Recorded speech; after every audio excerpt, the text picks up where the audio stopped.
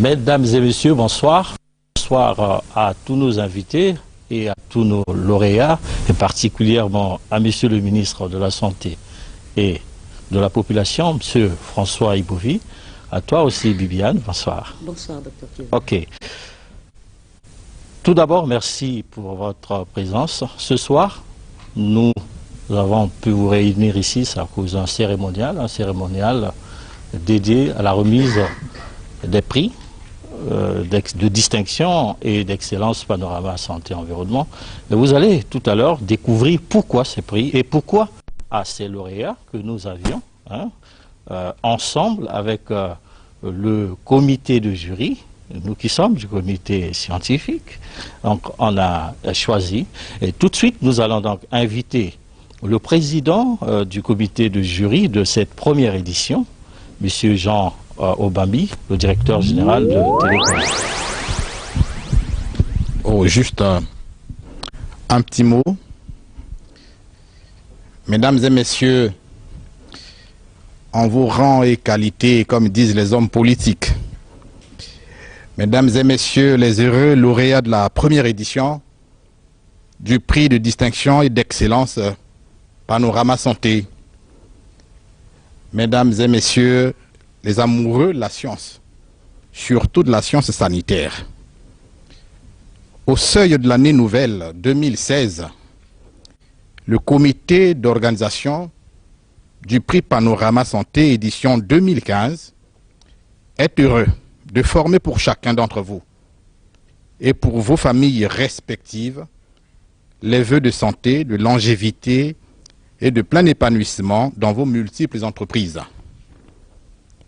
Nous allons assurément, à travers la cérémonie de ce soir, celle qui consiste en la remise des trophées et diplômes d'honneur aux nominés, énoncer une vérité en rappelant que le développement du Congo, la véritable autonomie de notre cher pays vers son émergence, dépend et dépendra de la qualité de notre environnement scientifique. Et le combat des peuples africains aujourd'hui, qui aspirent plus que jamais à l'émergence véritable, est lié à cet environnement. Panorama Santé et Environnement est une production de la télévision nationale congolaise et un espace scientifique d'échange, de partage d'informations et d'expériences, de diagnostic sur les dysfonctionnements éventuels du système de santé, de la gestion des soins, de l'accès aux soins par les populations. Eh bien, les deux principaux objectifs de Panorama Santé et Environnement sont, premièrement, offrir une tribune scientifique d'expression et d'échange aux différents acteurs du système sanitaire, c'est-à-dire les médecins, les chercheurs, les populations, les politiques, que sais-je encore, sur les questions de la santé publique. Deuxièmement, inciter tous les acteurs du système de santé congolais à l'excellence. Le prix de distinction et d'excellence Panorama Santé et Environnement est donc une réponse à l'un de ces objectifs. Cette initiative se veut un créneau d'incitation à l'excellence, de reconnaissance individualisée, d'émulation et surtout de promotion des meilleures volontés exprimées en faveur de notre système de santé. Après donc un suivi annuel sur l'ensemble du territoire national, des activités des différents auteurs ou des différents acteurs impliqués dans le développement du système sanitaire congolais et sur la base d'une démarche scientifique éclairée, le comité scientifique du prix Panorama Santé, composé de 24 membres, dont les éminences universitaires, médecins, chercheurs, sociologues, avait proposé la liste de 27 sélectionnés à raison de 3 par catégorie de prix. Et les 9 nominés de ce soir sont le fruit du travail assez difficile en matière de validation, bien sûr, il faut le souligner, et du comité de jury dont votre humble interlocuteur a eu la mission de présider, et ce à l'occasion de cette première édition. Je voudrais donc féliciter l'effort fait par le comité d'organisation pour favoriser la rencontre de ce jour. Vive la première édition du prix de distinction et d'excellence Panorama Santé. Vive la santé, vive Télé Congo, je vous remercie. Merci. Merci, Monsieur le Président du comité de jury. Bibiane, ton impression après ce discours aussi, je dirais scientifique, hein, bien que c'est un journaliste qui le fait? En tout cas, je réalise l'enjeu de cette cérémonie spéciale de ce soir de remise de trophées et de diplômes aux nominés du système de santé de notre pays. Et nous pensons que cette manière d'agir va permettre aux acteurs évoluant justement dans ce secteur d'aller de l'avant et d'innover davantage. Et on va tout de suite interviewer nos différents lauréats, présentant du projet d'appui pour la formation des personnels paramédicaux. Alors, s'il est là. Il est, vous l'avez dit, le représentant donc du projet Paramed. Le projet Paramed, c'est le projet d'appui à la formation du personnel paramédical. Alors, pour commencer, nous allons devoir lui dire d'abord bonsoir. Bonsoir madame. Et quelles sont vos impressions déjà? Êtes-vous sous l'effet des lumières? Qu'est-ce que cela vous fait d'être en ces lieux rapidement? Je suis ému d'être en ces lieux et surtout au sein de grandes personnalités et surtout d'avoir derrière moi directement monsieur le ministre de la Santé et que nous servons. Que nous servons ici. Merci beaucoup. Alors, vous êtes choisi par le comité scientifique de Panorama Santé et Environnement. Oui. Pourquoi vous êtes choisi selon vous? Personnellement, comme on l'a dit, je suis représentant. Je suis représentant du projet Paramed. Est-ce que vous pouvez nous parler de ce projet justement? Oui, Paramed. Le projet Paramed, c'est le projet de formation continue des personnels paramédicaux qui a été initié par le gouvernement congolais et qui est mis en œuvre par le ministère de la Santé avec l'appui d'un certain nombre de partenaires habituels du gouvernement qui sont l'Union européenne et l'Agence française de développement. Depuis quand ce projet a été initié par le gouvernement? Vous existez depuis quand? Nous existons, enfin ce projet a une longue histoire. Il faut dire que c'est d'abord la maîtrise d'ouvrage déléguée par le ministère de la Santé qui met en œuvre ce projet depuis janvier 2014. Il commence à terminer, Dr Kevin. Parler des objectifs spécifiques de ce projet directement. Les objectifs spécifiques, c'est d'apporter un appui au recyclage du personnel paramédical qui est déjà en service, de manière à ce que pendant qu'on est en train de faire les réformes sur la formation initiale, nous puissions, en termes de formation continue, essayer de réparer un peu les compétences sur le terrain et répondre à la qualité des soins. Et rapidement, Dr Kevin, si vous le permettez, quels sont vos projets pour 2016? Nos projets pour 2016, c'est de faire en sorte que les formations continues qui s'organisent aujourd'hui puissent trouver leur aboutissement sous l'égide du professeur Onzonto, d'ailleurs, qui est le directeur général de l'administration et de la réglementation et des finances, et qui est en charge des ressources humaines. Et d'ailleurs, il a une mission assez symptomatique de la manière dont nous mettons en œuvre le projet, qui est un projet multisectoriel. Bon, moi, je suis Dr Servet Kapochichi. Je suis expert technique international en matière de sciences et pédagogie. Et je suis personnellement médecin, spécialisé d'abord en endoscopie digestive, diagnostique et thérapeutique, puis enfin médecin spécialiste en santé publique et expert en formation. Merci beaucoup. Je comprends que Viviane est tellement séduite par ce projet, mais pour moi, je veux respecter le timing. Alors, si vous êtes nominé, effectivement, c'est à cause de la pertinence de ce projet que nous voulons bien que le Congo s'en approprie pour la formation continue du personnel médical, parce que il se pose réellement un problème de la qualité des prestations que nos structures de santé délivrent. Et ce projet vient à point nommé au moment où on parle développement du système sanitaire avec la construction de 12 hôpitaux généraux, plus l'hôpital militaire, avec l'envoi de tous ces médecins, plus de 2000, qui vont arriver dans quelques années, mais qui auront besoin des paramédicaux. Et c'est pour cette raison que nous pensons encourager ce projet, si on peut applaudir pour paramètres. Merci à vous. Vous pouvez regagner. Tout de suite, on va donc appeler la société, une société qu'on a nominée, la société Asperbras Congo.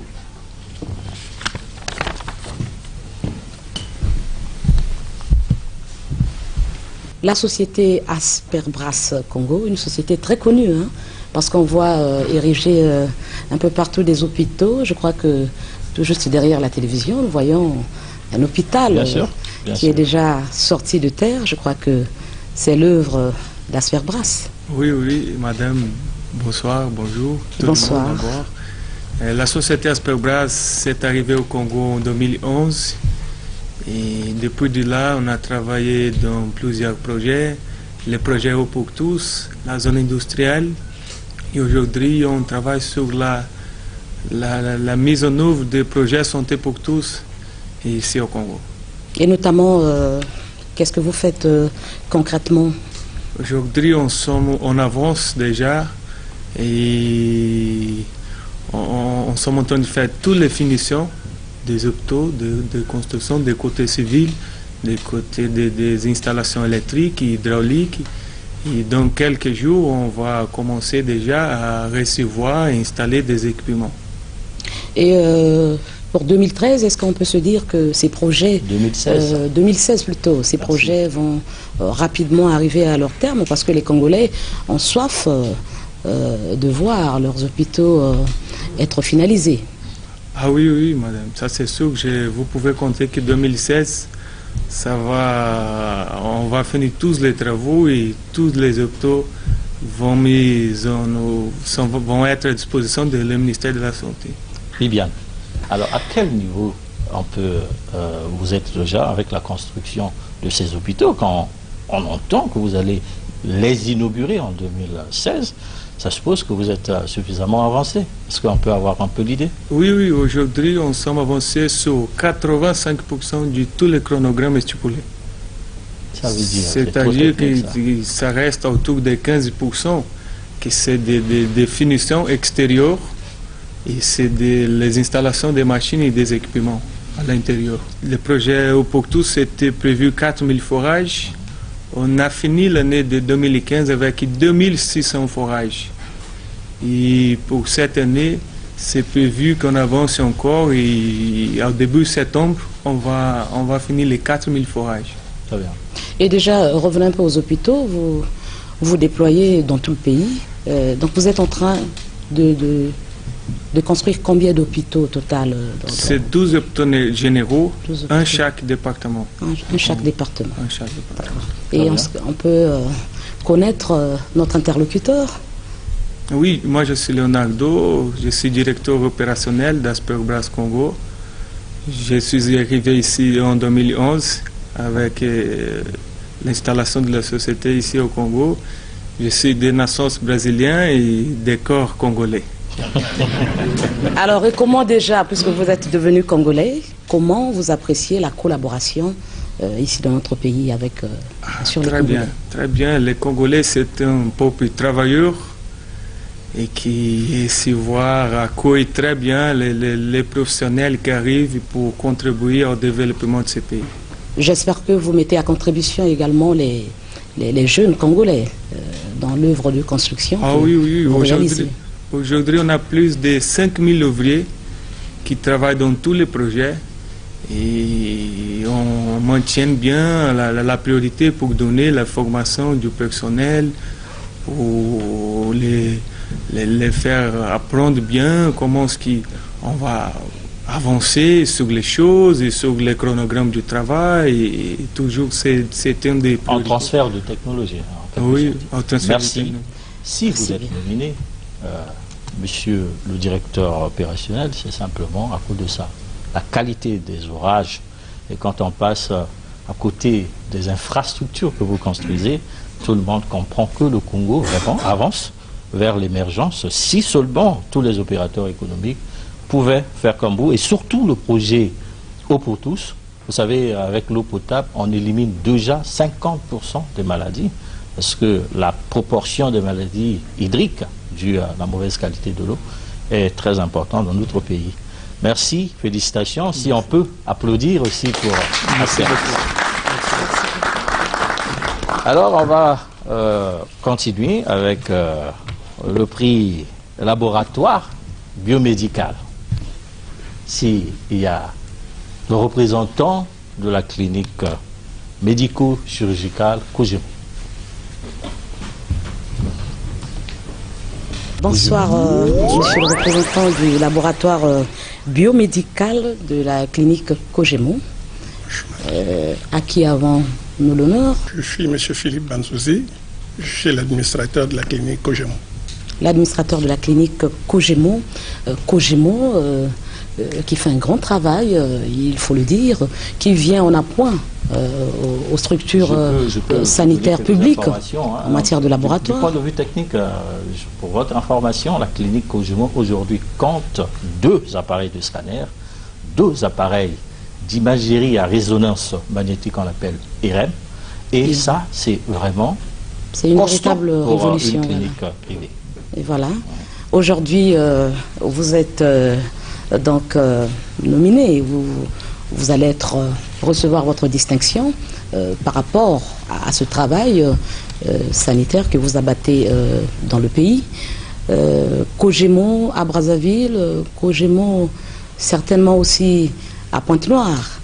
Pas encore. Pas encore. Mais quels sont vos projets pour 2016? Finir d'abord avec Brazzaville. On vient d'installer effectivement 2 unités de scanner et d'IRM, la mammographie, qui est très importante, surtout ici dans notre pays, parce que beaucoup de femmes meurent à cause du cancer de sein. On fait des dépistages. Nous avons la dernière née des échographes pour faire les dépistages éventuellement pour les hommes de la prostate, parce qu'il faut reconnaître qu'à partir de 55 ans, tout homme est menacé d'être atteint de la maladie de la prostate. Et nous avons déjà atteint ce stade-là. 2016 pour nous, je crois que c'est bien parti. Et je crois que c'est une satisfaction personnelle pour nous. Merci. Kojemo, c'est une curiosité. Kojemo, c'est le laboratoire. Oui. Mais Kojemo, c'est également des médecins qui soignent. Des médecins, une hospitalisation, la chirurgie, le bloc opératoire. Vous rentrez, vous savez, quand on est malade, tant qu'on n'aura pas détecté la pathologie, quel que soit ce que vous ferez, vous ne serez jamais guéri. C'est par les examens de laboratoire, c'est par les examens de radiologie qu'on peut détecter telle ou telle pathologie. Alors, si les examens de laboratoire sont faux, quels que soient les produits que vous allez vous ingurgiter, il n'y aura aucun effet. Alors, en dehors de ça, nous allons vous dire tout de suite pourquoi vous avez été nominé.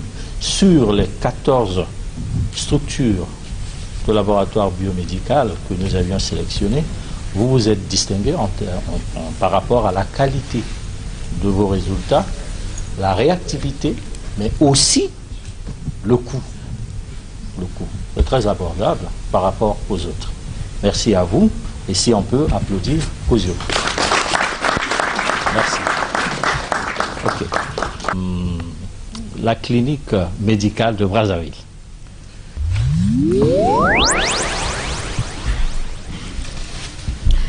Voilà. C'est la clinique médicale. Bonsoir, madame. Bonsoir.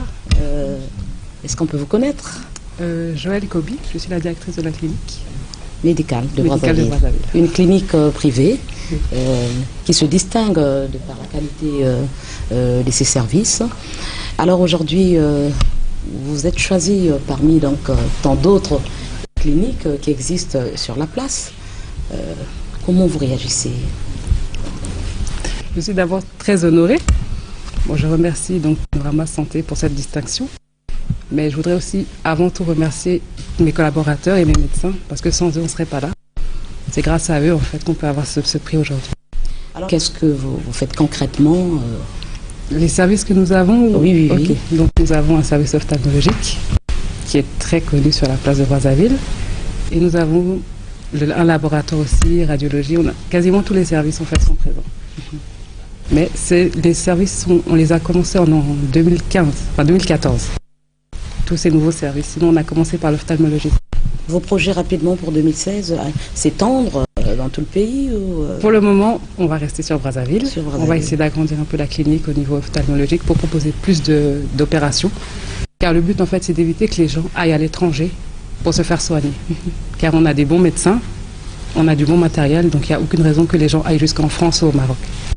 C'est notre ambition. La clinique très réputée en ce qui concerne l'ophtalmologie, et j'en sais quelque chose. C'est raison que la clinique médicale de Brazzaville a été nominée. Mais parlez-nous un peu de la genèse de cette clinique, très rapidement. Comment vous avez eu l'idée de la créer? Alors, Madame Danielle Sassou-Nguesso, qui est donc opticienne de formation, donc qui avait donc un magasin d'optique, et face, on va dire, à une certaine demande, un peu des patients, et après étude des besoins aussi au niveau du pays, elle a décidé d'ouvrir une clinique, d'abord dédiée à l'ophtalmologie. Madame Danielle Sassou-Nguesso, qui est parmi nous, je pense, et que l'on peut applaudir, s'il vous plaît. Merci beaucoup. C'est justement à cause de votre service d'ophtalmologie, parce que nous avions, dans le comité scientifique, à essayer d'enquêter. Le Congo commence à inverser la tendance. Hier, nous avions beaucoup de compatriotes, des sujets de la RDC qui arrivent chez vous pour se faire consulter. C'est-à-dire nous sommes en train de réduire l'échelle dans la prise en charge des pathologies ophtalmologiques, et cette clinique commence à devenir une référence dans la sous-région, et ça c'est à féliciter vraiment. Quand vous allez là-bas, vous voyez les équipements, la qualité des équipements.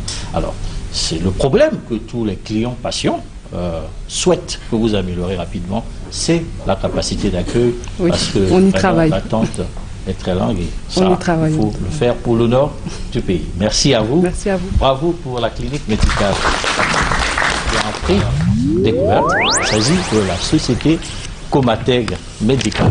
Alors bonsoir, c'est monsieur Claude Mbemba, je pense. Et donc vous représentez la société Comateg Médical, Sarl.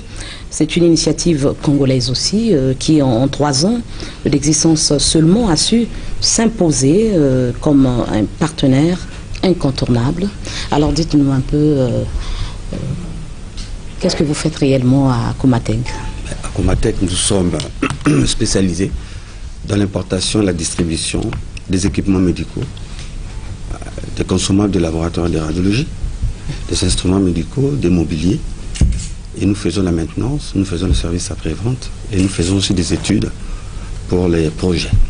Des médicaments aussi? Non, on ne vend pas des médicaments. On n'est pas des médicaments. Nous sommes spécialisés dans le matériel, équipement. La maintenance. Ouais. Et vous évoluez notamment dans des grands centres hospitaliers, j'imagine, de la place? On peut le dire, nous sommes partenaires de tous les grands centres médicaux du Congo. D'accord. Du CHU de Brazzaville, à Pointe-Noire, nous avons Assissé, nous avons Tietie, nous avons Landili, nous avons Netcare, nous avons Guenin. À Brazzaville, nous avons CMO, nous avons aussi Kojemo. Nous sommes aussi à Wando et tout, dans tout le pays. Pour que l'on vous saisisse très bien, est-ce que vous pouvez nous décliner rapidement le rôle de la maintenance? Parce que nombreux, parfois, ne le savent pas du tout. Oui, il y a un vrai problème de maintenance dans ce pays, parce que quand vous achetez un appareil, il peut tomber en panne. Il faut qu'il y ait des techniciens qui puissent le réparer. Et nous avons des techniciens spécialisés, n'est-ce pas, et qui ont été formés et qui font le montage et la réparation des appareils que nous vendons chez nous, et qui sont d'ailleurs garantis depuis l'usine. Voilà.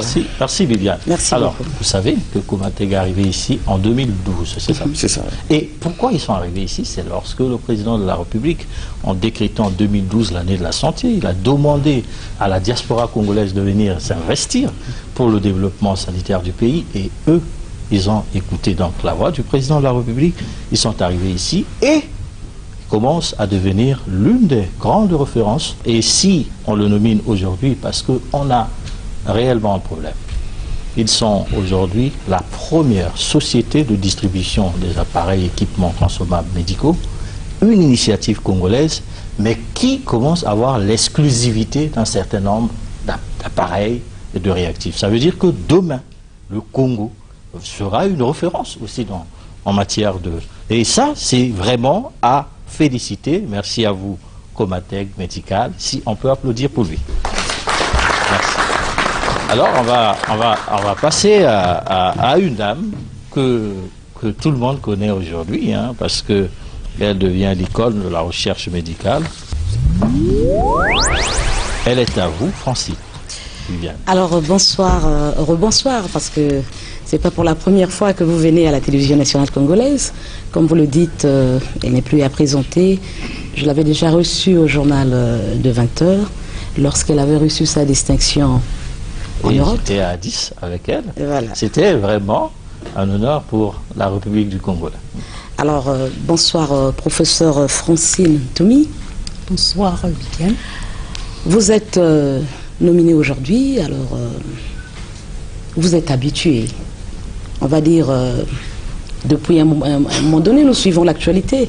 Vous avez que des distinctions, alors quel est votre secret? Vous êtes une dame en plus de ça. Oh, oulala. Il n'y a pas de secret, je dirais c'est le travail.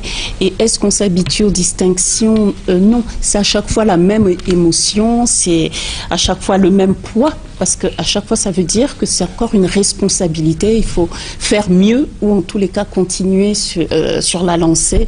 Donc c'est un grand plaisir pour moi d'être là et je remercie vraiment Panorama Santé pour ces distinctions. Vous êtes présidente de la Fondation congolaise pour la recherche médicale. Qu'est-ce qu'on y fait concrètement au sein de cette fondation? Alors, on a 4 axes prioritaires, des activités de recherche, donc sur différentes maladies, VIH, SIDA, tuberculose et paludisme, et les maladies diarrhéiques, des activités de formation académique et puis des ateliers, amélioration de l'environnement de la recherche en améliorant les laboratoires par exemple, et la valorisation des résultats de la recherche aussi pour bien expliquer ce que l'on fait, c'est pour qu'il y ait des retombées sur la population. Voilà.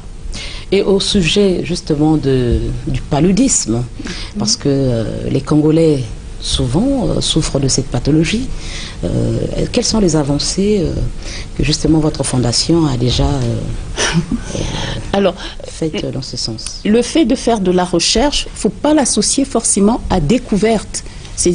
Là, c'est innovation. C'est aussi évaluer les outils développés par d'autres dans notre pays, parce qu'un outil qui fonctionne à Addis Abeba ou à Kinshasa peut ne pas fonctionner ici. Donc, il y a l'évaluation. Alors, en ce qui concerne le paludisme, la contribution de la Fondation congolaise pour la recherche médicale, déjà, c'est dans l'un des seconds vaccins qui va arriver en collaboration avec l'université de Tübingen, avec Sanaria aux États-Unis, qui va tester en phase 2 un nouveau vaccin qui apporte en tous les cas pour le moment une meilleure protection que celui qui va être mis sur le marché.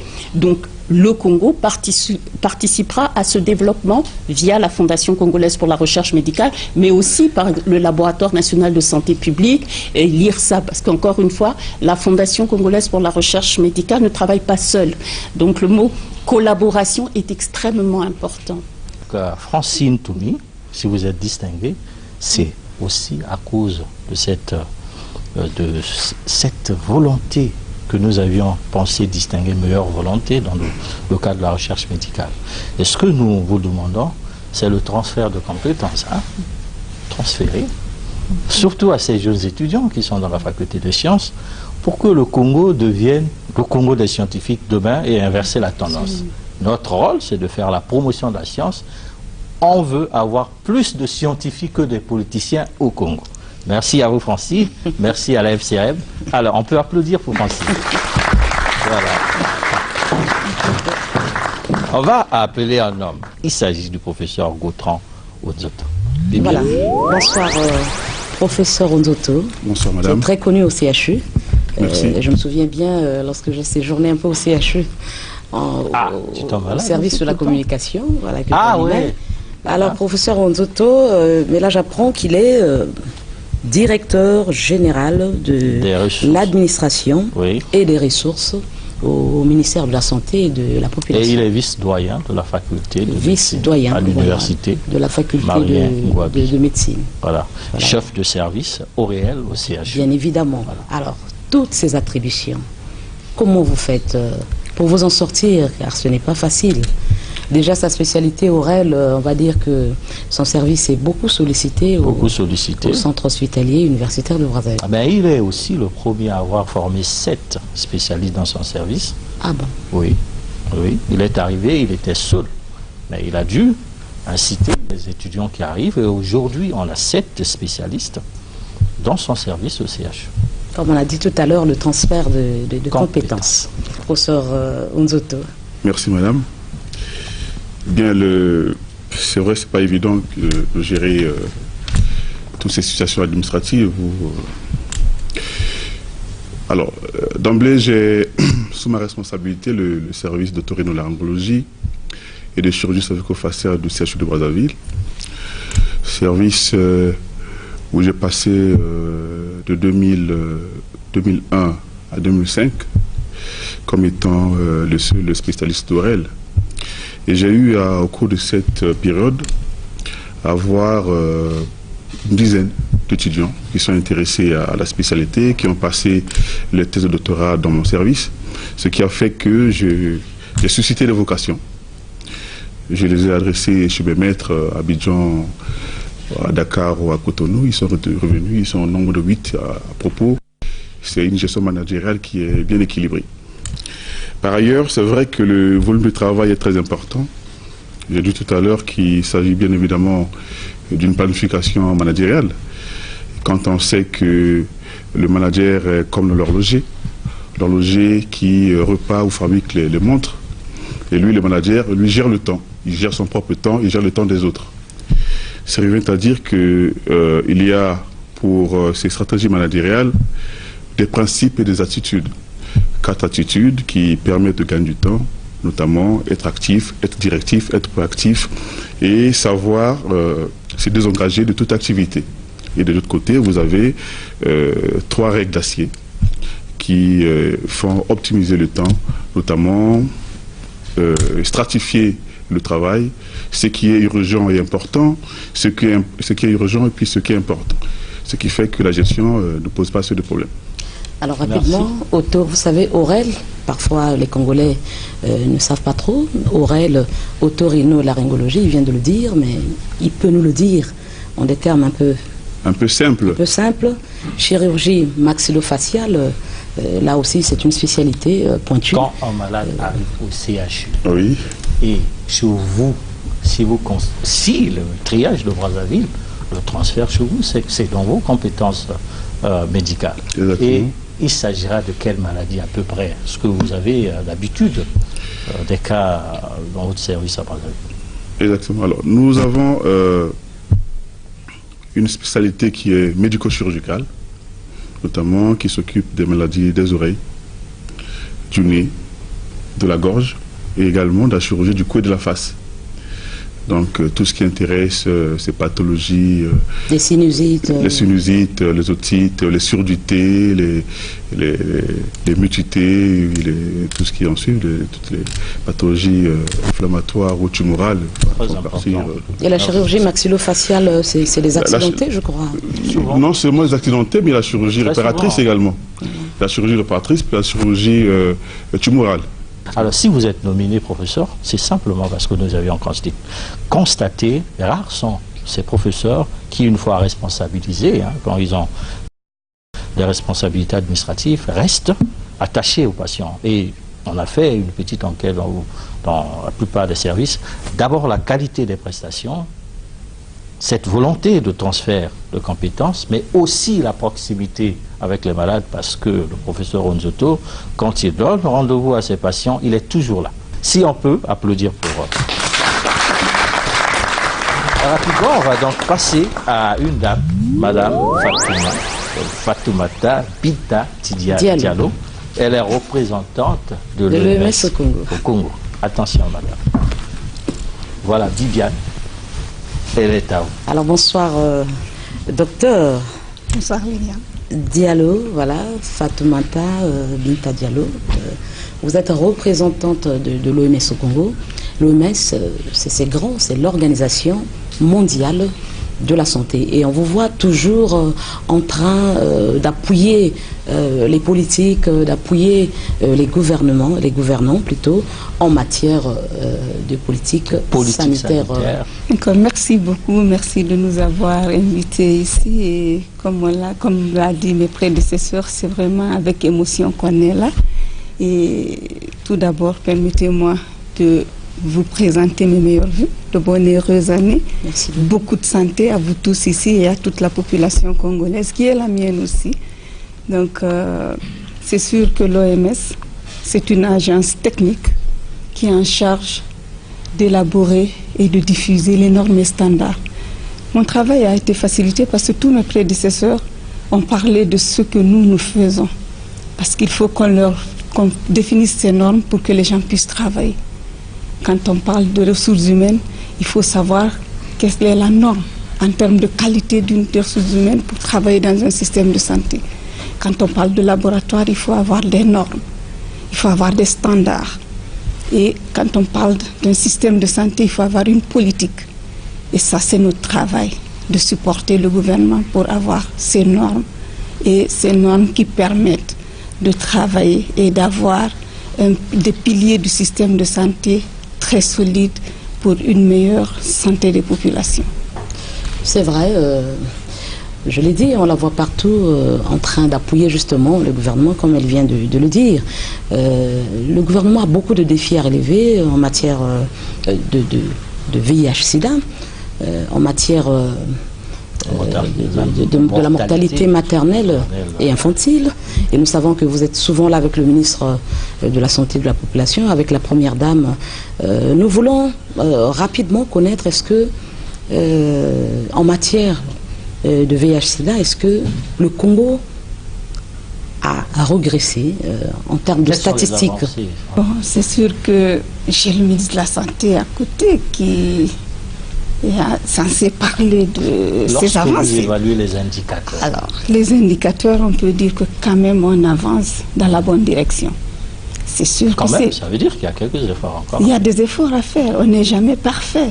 Mais on sait que nous avançons dans la bonne direction et que tout est mis en place pour pouvoir réellement répondre aux besoins sanitaires de la population. Il y a un plaidoyer à faire pour améliorer rapidement quelques indicateurs. Vous penserez déjà à quoi? La première des choses, c'est de renforcer le système de santé dans tous ses piliers. Parce qu'aucun des piliers ne peut marcher sans l'autre. C'est-à-dire quand on parle de services de qualité, il faut avoir des ressources humaines, il faut avoir les infrastructures, il faut avoir les outils, il faut avoir les médicaments. Donc tout ceci existe, mais ça mérite d'être adapté parce que la population, les besoins de la population changent au jour le jour. On est en train de parler tout de suite, on nous parlait des prostatites, on nous parle des AVC. Donc le système de santé doit s'adapter aux besoins de la population. Et ça, c'est quelque chose qui va tellement vite que le système de santé doit suivre et on essaie d'aider pour que le système de santé soit à jour. Madame, avec l'effondrement du coût des barils, prix du baril de pétrole, est-ce que vous pensez que les pays africains, surtout ceux qui fondent beaucoup plus leur budget sur le pétrole, peuvent réussir encore le système économique mondial, aujourd'hui un peu en difficulté? Évidemment, la priorité des priorités, c'est la santé.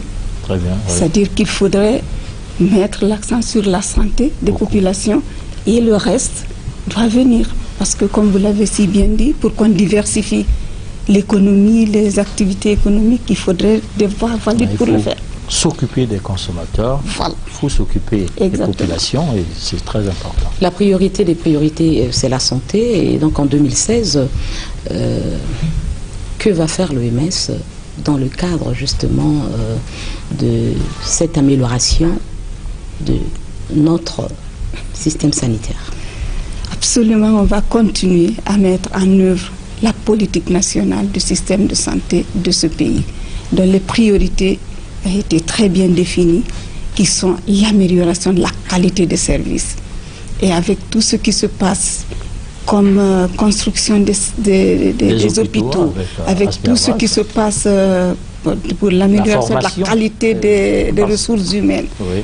Et la mise en place... Madame, on a 2000, près de 2000 médecins en formation en Cuba. C'est sûr, mais pour 2016, ils ne seront pas là. Ils seront pas Sauf là, qu'on bien sait que nous sommes en train de renforcer déjà les compétences qui sont en place. Très bien. On a une politique qui est bien assise et je pense que 2016 sera réellement une année encore d'amélioration davantage de la qualité de fourniture de services. Merci, madame, merci. Merci et beaucoup. si vous êtes nominée, madame, c'est justement à cause de votre implication dans la mise en œuvre de tous ces facteurs que vous avez cités. Et vous êtes toujours là, aux côtés de notre ministre de la Santé et de la Population. C'est encouragé. Il faut vous rappeler que madame, donc docteur Diallo, est parmi les pionnières qui luttent pour l'intégration de la planification familiale un peu dans le système de santé, pas seulement au Congo, mais dans le monde, parce que quand elle était, après qu'elle a pris ses fonctions en 2004, ça c'est en Angola que vous avez commencé votre carrière de représentant. Voilà. Après l'Angola, c'était le Mali, où elle a été même décorée l'ordre de commandeur étranger, c'est ça? Aujourd'hui, commandeur, bien sûr. Et aujourd'hui, c'est au nom de tous les Congolais, Panorama, qui agit au nom de tous les Congolais. Voilà, on vous remercie. Et continuez donc à nous soutenir, parce que vous êtes aussi congolaise. Parce que vous êtes africaine. Absolument. Ouais. Je suis congolaise. Merci beaucoup. Merci à madame. C'est encore un plaisir. Monsieur le ministre de la Santé et de la Population, on vous invite à prendre place. Vous savez, nous les communicateurs, nous avons toujours tendance à nous dire que c'est notre ministre, parce qu'il était ministre de la communication. Ici, on parle de la santé. Voilà, vous savez, c'est parmi les initiateurs de la création de ce bâtiment. Cette maison, voilà, les idées. Le CNRTV. Bon, c'est pour ça d'ailleurs qu'il a été nominé catégorie innovation. Voilà. Parce qu'on ne sait pas s'il a quel gerbe qui lui pousse souvent à innover. Mais on ne sait pas. Et voilà. La catégorie innovation. Alors, Viviane. Bonsoir, monsieur le ministre de la Santé et de la Population. Bonsoir. Monsieur le ministre, vous êtes là devant nous aujourd'hui parce que vous avez reçu une distinction par rapport à votre travail que vous abattez dans le domaine sanitaire de notre pays. Monsieur le ministre, lorsqu'on avait, je vous fais une je vous dis ce que j'avais dit. Vous revenez sur le ministère de la Communication. Parce qu'il est littéraire. Il faut qu'on le dise. C'est un grand littéraire. Si. Et tout le monde le sait dans notre pays. Et lorsqu'on un peu philosophe, parce qu'il a eu son bac en philosophie. Exactement. Oui. Avec mention honorable. Lorsqu'on l'envoie au ministère de la Santé, tout de suite, je me suis dit, mais est-ce qu'il va s'adapter? Mais au regard des efforts que nous constatons ici et là, nous réalisons que le ministre, finalement, c'est un caméléon, comme on dit, il s'adapte facilement. Monsieur le ministre, quel est votre secret? Il n'y a aucun secret, c'est le travail. Lorsqu'on a une mission, on doit se donner la peine d'abord de maîtriser l'objet de la mission et de savoir s'entourer. S'entourer effectivement des hommes et des femmes qui ont à peu près la même volonté, la même passion. Et donc c'est se mettre en réalité, n'est-ce pas, en équipe et regarder dans une même direction. Je crois que c'est l'essentiel. Regarder dans une direction. Aujourd'hui, monsieur le ministre, nous voyons des chantiers. Juste derrière la télévision, il y a un hôpital, un grand hôpital qui prend forme déjà là. Et le projet s'étend dans tout le pays. Donc au total, 12 hôpitaux généraux qui suscite déjà une forte demande en termes de ressources humaines. Et si je peux récupérer un peu la balle, comment il s'était inspiré à tout de suite réactiver la coopération avec le gouvernement cubain pour déjà préparer autant de médecins. Ces médecins, ces nombreux médecins qui demain reviendront pour... alors comment il est arrivé à découvrir J'avoue que tout ce ça? n'est pas facile, c'est énorme comme projet. Oui. 12 hôpitaux généraux à mettre sur pied. Alors, comment se présente l'année 2016, monsieur le ministre? Je crois que c'est un simple problème de management. D'abord, il faut préciser que nous avons reçu du président de la République la mission de renforcer l'offre de santé. Cela appelle une étude, une analyse. C'est quoi le renforcement de l'offre de santé? C'est ce que j'ai dit. La première des choses, c'est de maîtriser l'objet de la mission. Et deuxièmement, lorsque les paramètres sont définis à travers nombreuses démarches, par exemple, nous avons eu à faire un état des lieux, n'est-ce pas, de l'ensemble du système. Et en ce moment, on sait exactement ce qu'il faut faire en partant justement de tous les problèmes qu'on a rencontrés. J'aime citer Aristote, justement, le philosophe. C'est une question de géométrie qu'il définit comme l'art de raisonner sur des figures fausses. Et donc, à partir de ce moment, s'il y a une ligne courbe, et qui ne nous permet pas d'arriver vite, il faut trouver une ligne droite qui permet d'arriver plus vite. C'est aussi une question de bon sens. Et donc ici, c'est la réalité, il y a le temps. Il faut que je vous le dise. Il y a une certaine cadence dans la réalisation d'un certain programme.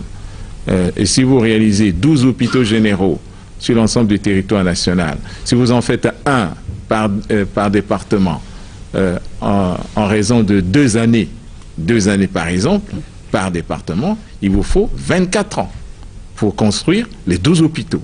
Ce qu'il y a de spécifique ici, c'est qu'il y a une évaluation. Tout se fait dans l'espace et le temps. Donc, il a la capacité d'évaluer le temps d'exécution d'un projet et de multiplier par les possibilités de le réaliser en un temps record. Et c'est le plus simple du monde. Et dans le même temps, la formation, on sait, Madame la représentante de l'OMS l'a rappelé, il y a 3 composantes essentielles pour le système de santé: les infrastructures, les équipements et les ressources humaines. Mais les premières, ça se fait plus vite, s'il y a de l'argent. On peut le faire un peu plus vite. Les équipements, c'est pareil, mais les ressources humaines, c'est bien plus difficile. On ne peut pas le faire rapidement, en 1 an, en 2 ans, ça demande plus de temps. Et en ce moment-là, il faut, dans le même temps, initier la possibilité, effectivement, de mettre en formation ce qu'il faut. Mais pendant qu'on met en formation, il y a l'existant. Dans le même temps, il faut penser à gérer l'existant, parce que ça ne s'arrête pas. Et vous savez, ce qu'on a mis en place, c'est la possibilité, en attendant le retour justement des jeunes qui sont mis en formation. Vous avez eu paramètres tout à l'heure. C'est pour ce qui est des paramédicaux, il s'agit de gérer l'existant, mais il faut aussi gérer, parce qu'on ne va pas seulement gérer l'existant au niveau des paramédicaux, il faut gérer et le futur, donc former de nouveaux paramédicaux. Là aussi, c'est la question, n'est-ce pas, des écoles paramédicales qu'il faut résoudre et pendant qu'ils sont en formation. Et donc, nous avons à former, et nous avons en ce moment d'ailleurs un séminaire en perspective. Et il y a un autre volet que j'ai oublié de souligner, c'est qu'il y a les ressources humaines. Quand on parle souvent des médecins, des paramédicaux, mais il y a une dimension non moins importante qu'on n'évoque pas souvent, c'est la dimension des gestionnaires, n'est-ce pas, des hôpitaux. Et là, il faut avouer qu'on a tout à fait.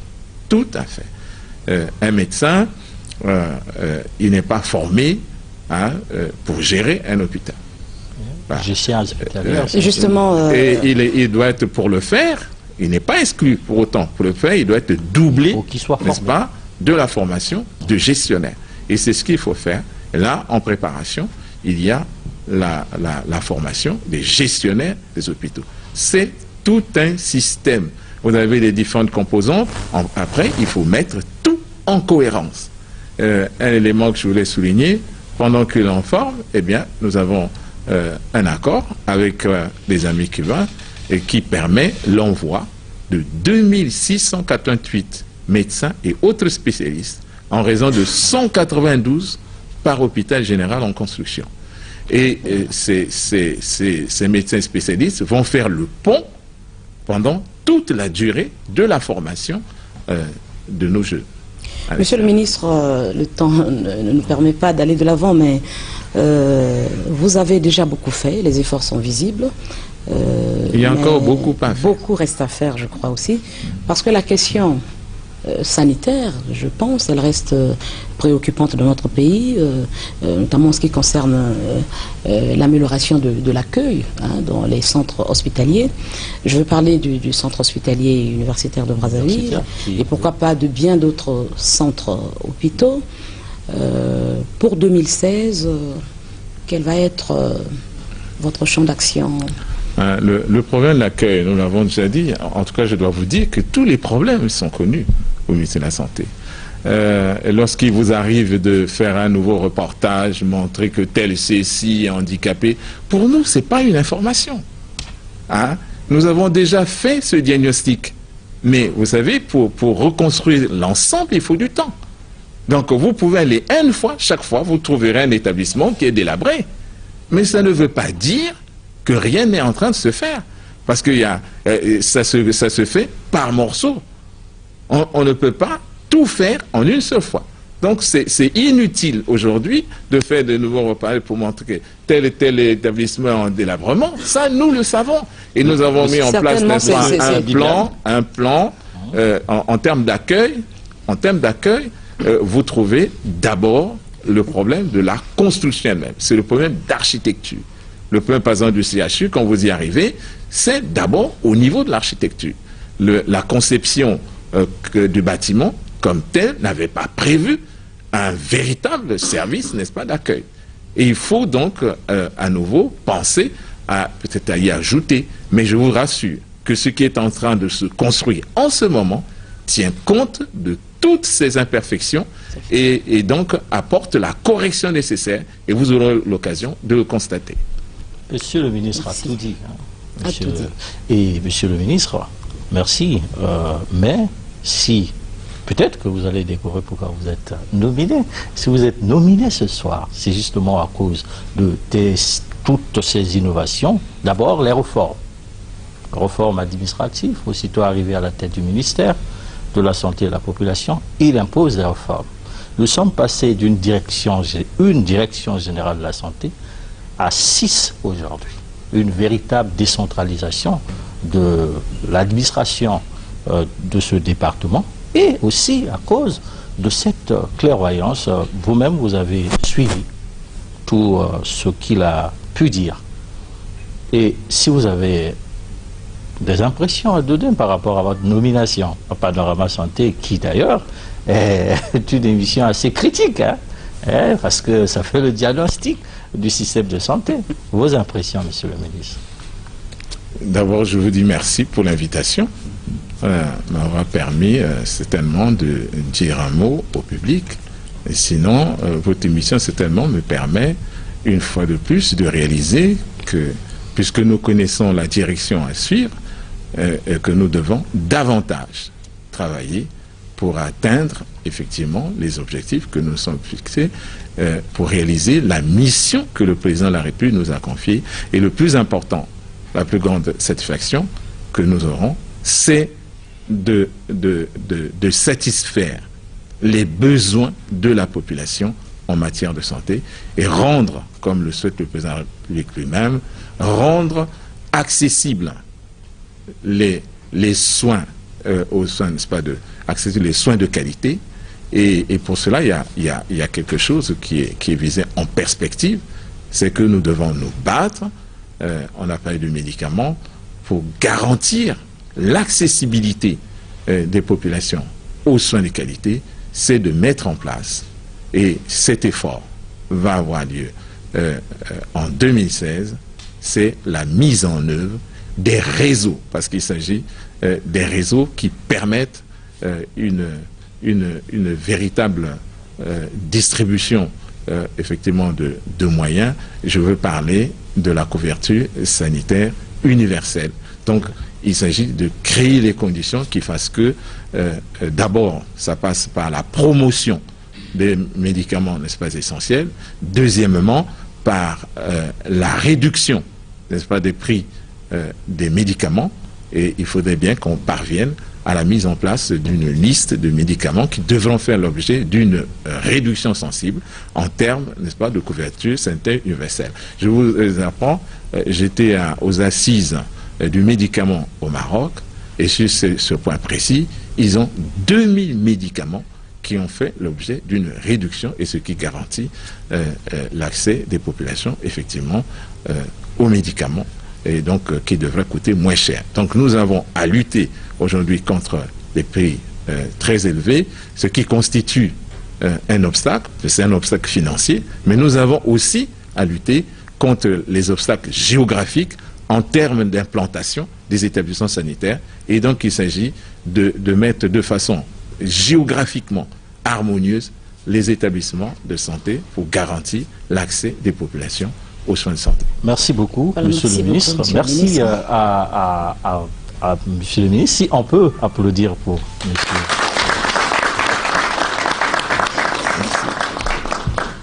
Le centre de santé intégré dans le village lointain, dans le district de Gamboma, c'est le village Mbaya. Là-bas, il y a un grand notable qui souffre simplement parce que la structure n'a pas de conditions assez. Alors, nous avions invité, parce qu'ils ont des dons, ça ne pouvait pas venir ici, parce que nous avions un don de médicaments d'une valeur de 4 673 444 francs. Appelons M. Thierry, qui viendra donc réceptionner un échantillon par les mains du président du comité de jury. M. Thierry, venez. Voilà. On va applaudir donc le geste. Il reste donc... voilà. Il reste donc à faire bon usage. Et je crois la prochaine... merci. C'est pour vous. Les nominés de la première édition 2015. Prix spécial éloge Est attribué à la société Asperbras. Alors, monsieur Asperbras, après. Très rapidement, simplement, docteur Quevin.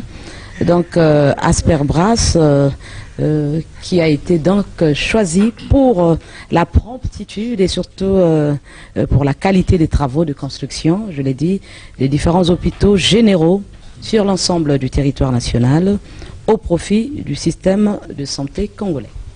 J'adresse les félicitations aux amis d'Asperbras pour le travail qu'ils abattent. Merci beaucoup. Merci. Si on peut applaudir pour Asperbras. Voilà, c'est... Et vous avez votre diplôme. Et il y a un tableau, monsieur le directeur. Le tableau, là, c'est un message. Voilà, simplement un message. Là, c'est un message qu'ils vont garder et qu'ils auront toujours à l'idée que, voilà, Asperbras, c'est comme un chasseur qui est allé tuer du gibier pour les populations. Et lorsqu'un chasseur tue du gibier, vous savez ce qui se passe dans le village. Et nous leur demandons de continuer toujours à tuer des gibiers pour la population congolaise, pour que nous ne soyons pas... Et ça, c'est le message. Voilà. Si on peut applaudir. Mais on a comme l'impression que la salle n'est pas... Merci beaucoup, monsieur le directeur. Merci beaucoup. Prix spécial découverte Est attribué à la société Comateg Medical SAR. Asperbras a eu le prix éloge. Et eux, c'est le prix découverte. Monsieur le ministre a vu Comateg pour la première fois au Congo. On a une société purement congolaise qui fait énormément de choses. Nous allons donc appeler monsieur le conseiller à la communication du ministre de la Santé. Manager, je vous transmets ce prix à la faveur du travail que vous êtes en train d'abattre pour le bien du peuple. Merci beaucoup. Voilà.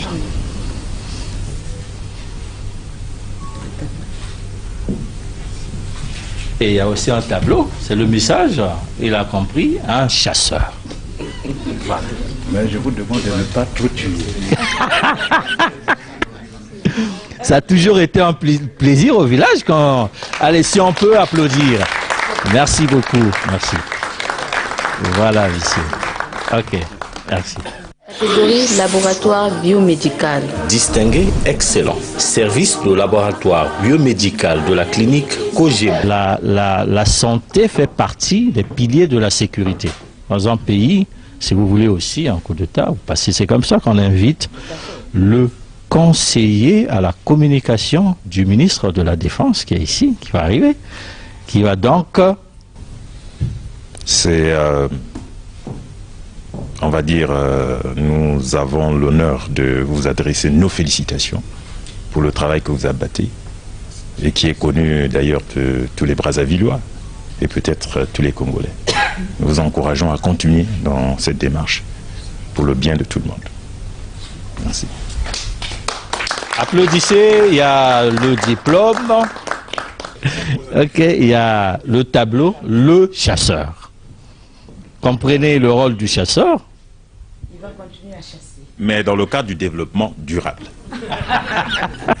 Très bien, dans le cadre du développement durable. Applaudissez pour que je vois quand même. Catégorie structure sanitaire. Distingué, excellent. Clinique médicale de Brazzaville, ex-SEMO. La clinique médicale de Brazzaville, qui nous fait honneur de développer un service ophtalmologique référentiel pour la sous-région. Monsieur le directeur financier des études et planification, conseiller financier du ministre de la Santé. Monsieur le DEP, comme on dit. Venez, ça veut dire que votre rôle, c'est de créer une passerelle pour financer aussi les structures privées, comme vous financez déjà les structures étatiques. Parce qu'il y a une coopération privée, publique. Ne restez pas seulement scotché aux structures publiques, mais il faut aussi appuyer le secteur privé. Voilà. À Madame Bita Diallo, qui doit s'occuper à la fois du secteur privé et du secteur public. Alors, voilà, vous avez... J'ai la chance de vous donner ce prix à une dame. Je vous félicite et je vous encourage à poursuivre vos efforts. Le diplôme et le chasseur. Continuez à tuer le gibier pour nous, mais dans les, voilà, les conditions du développement durable, comme a dit monsieur le conseiller. Merci à vous. Si on peut applaudir pour la clinique. Catégorie recherche médicale. Distinguée, excellente. Professeur Francine Toumi. La recherche médicale, un maillon un peu oublié, faible, dû à des investissements. Hein, quand on voit les subventions allouées à ce volet, c'est vraiment négligeable. Et pourtant, c'est le maillon même de la prise en charge dans le domaine médical. Et pour créer la visibilité de la recherche médicale, donc nous allons inviter le responsable de la communication au niveau de l'Organisation mondiale de la santé représentation du Congo. Voilà. Merci. Ok, Francine Toumi. Professeur Francine Toumi est de tout temps avec nous et nous cheminons ensemble. Et nous sommes heureux de vous remettre ce trophée que Panorama Santé a bien voulu que nous vous transmettions. Toutes nos félicitations. Merci beaucoup. Merci pour le diplôme. Mais cette fois-ci, c'est la dame. Cette fois-ci, le tableau change. C'est la dame. La dame, une dame qui berce son enfant. Vous avez voulu faire des choses pour le petit Congo, mais nous vous demandons de continuer à bercer ce petit Congo, comme dans ce tableau, donner plus d'amour encore, même dans des difficultés, mais continuer, évoluer pour l'amour du Congo. Merci à vous. Si on peut applaudir pour Francine. Tout le monde. Catégorie projet ou programme. Distingué, excellent. Projet d'appui à la formation des personnels paramédicaux, paramèdes. Projet, paramèdes.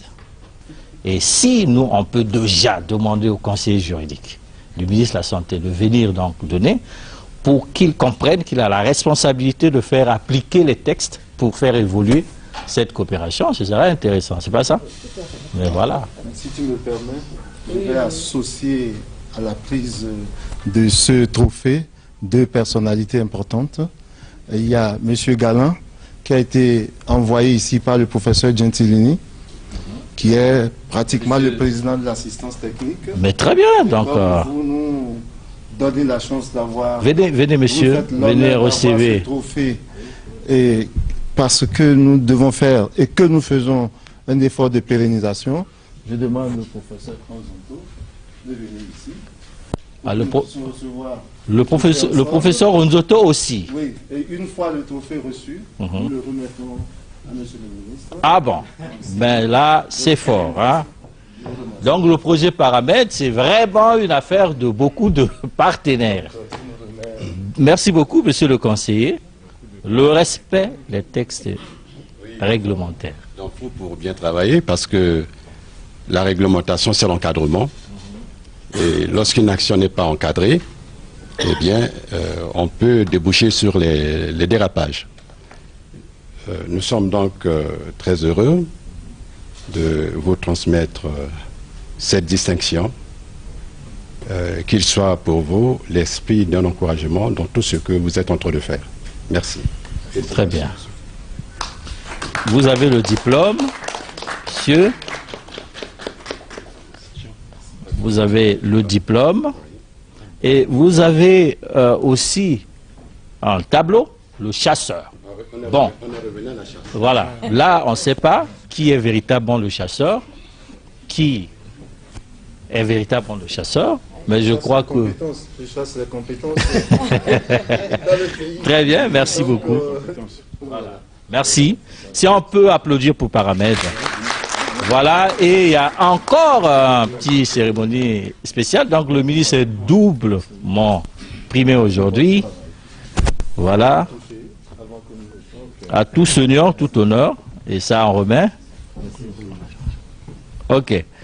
Merci. Merci, monsieur le conseiller juridique.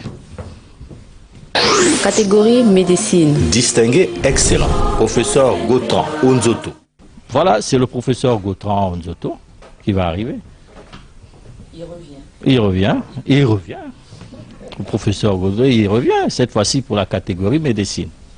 Le directeur des affaires générales, qui est un peu dans tout. Le ministère de la Santé et de la Population. Il va venir. Monsieur, vous allez remettre le trophée à ce monsieur qui est un peu dans tout.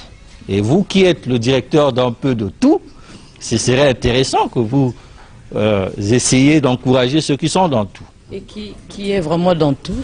Bon, mais je vais quand même le dire, qui au-delà de la santé et parfois dans la politique aussi. Bon, donc je vous remercie, parce que sans vous, certainement que ces éminences ne seraient pas connues. Et les médias, vous savez ce que ça apporte comme effet. Donc merci beaucoup et continuez dans cette lancée. Ensemble, nous allons bâtir le Congo nouveau. Merci beaucoup. Si on peut applaudir pour le... Voilà, il y a le tableau. Le tableau, le chasseur. Vous êtes chasseur, puisque vous êtes dans tout. Continuez aussi à chasser. Voilà. Catégorie partenaire extérieur. Distinguée, excellente. Docteur Fatoumata Binta Tidiane Diallo. Il s'agit bien sûr de la représentante de l'OMS chez nous. On dit bien que qui a la santé a l'espoir. Autrement, la santé, c'est la vie. Mais la vie aussi, c'est la santé. Quand nous naissons, nous avons déjà cette vie. L'important, c'est de la sauvegarder. Madame, vous êtes nominée pour vos valeurs qui sont inoubliables, surtout à valeur internationaliste. Merci. Bravo Il y a le... Merci beaucoup. Permettez-moi, comme l'a fait mon prédécesseur, d'appeler mon collègue M. Biboussi, parce que ce trophée et cette reconnaissance, je n'aurais pas pu l'avoir si je n'avais pas une équipe autour de moi. Aussi, si je n'avais pas eu réellement toutes les opportunités qui m'ont été offertes par Monsieur le ministre de la Santé et toute son équipe. Et de là aussi, je voudrais donc remercier le gouvernement de m'avoir donné la chance de pouvoir être une Congolaise et faire mon travail comme le ferait tout Congolais dans ce pays. Je remercie très sincèrement aussi votre émission que je suis très souvent et régulièrement d'ailleurs. Et soyez rassurés que nous ferons tout pour que ce pays puisse être au rendez-vous de certains engagements qui sont des engagements mondiaux et des engagements nationaux dans le cadre de la lutte contre la maladie et de l'amélioration de la santé des populations du Congo et de l'Afrique, on peut dire. Encore merci beaucoup, monsieur le directeur. Merci. Et il y a un tableau. Alors, vous êtes une dame, une maman. Pensez au Congo, petit Congo là. Continuez à le verser, ça lui fera du bien. Merci à vous, madame. Si on peut applaudir pour madame Binta.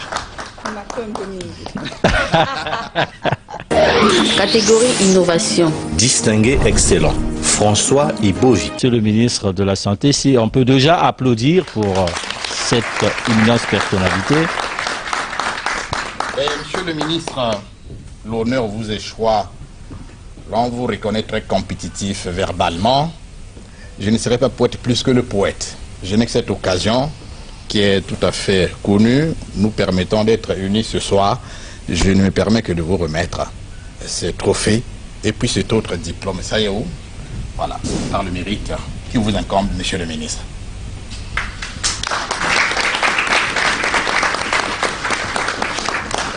Ici, monsieur le ministre. Ici, c'est le tableau de chasseurs. Comprennent mieux la chasse que ceux qui sont nés au village comme nous. Le chasseur, c'est celui qui a la bravoure. C'est celui qui recherche le gibier pour nourrir la société. Vous le faites en implantant partout les hôpitaux sur notre territoire. Vous êtes l'homme d'innovation tant reconnu.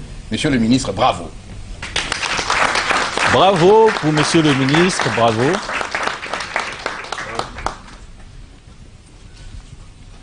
Je voudrais simplement rappeler ce que tout le monde sait. C'est le principe que nous avons au ministère de la Santé. Je ne dirai pas plus, parce que la meilleure façon de dire, c'est de faire. Merci beaucoup. Alors, nous sommes arrivés au terme de cette émission spéciale. Nous allons appeler donc les lauréats à venir devant pour une photo de famille spéciale.